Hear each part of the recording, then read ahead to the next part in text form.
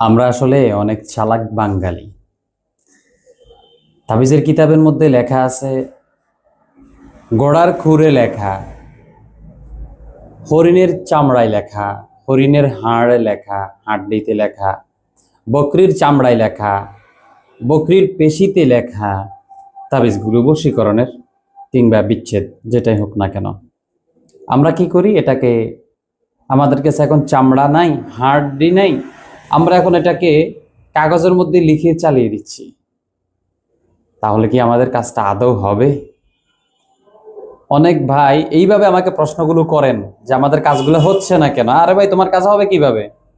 লেখার কথা আছে তোমারে বকরির চামড়ায়, তুমি লেখলা কাগজে। লেখার কথা হরিণের চামড়ায়, লেখলা কাগজে।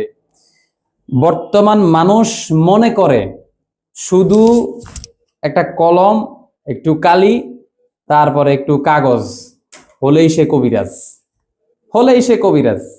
সে এখন সব কিছু ইচ্ছা করলে করতে পারে। না ভাই, যেটা যেইভাবে নিয়ম আছে ওইভাবে তোমারে করতে হবে, সম্পূর্ণ জাকাত দিয়ে। তাহলে তোমার কাজ ইনশাল্লাহ সাকসেস, তুমি গেইনার।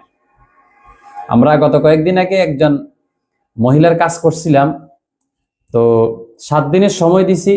আলহামদুলিল্লাহ উনি 7 দিনের মধ্যেই ফলাফলটা পেয়েছে। তো ইনশাল্লাহ অনেক রুগী আসলে আমরা তাদেরকে দেখাই। যদি কেউ প্রশ্ন করে যে আপনাদের কোন কোন রুগীগুলো আপনাদের কাছ থেকে ট্রিটমেন্ট নিয়ে এখন ভালো আছে, আমরা তখন তাদেরকে দেখাই, ইচ্ছা করে দেখাই না, কারণ অহংকারী হয়ে যায়, যার কারণে দেখাই না।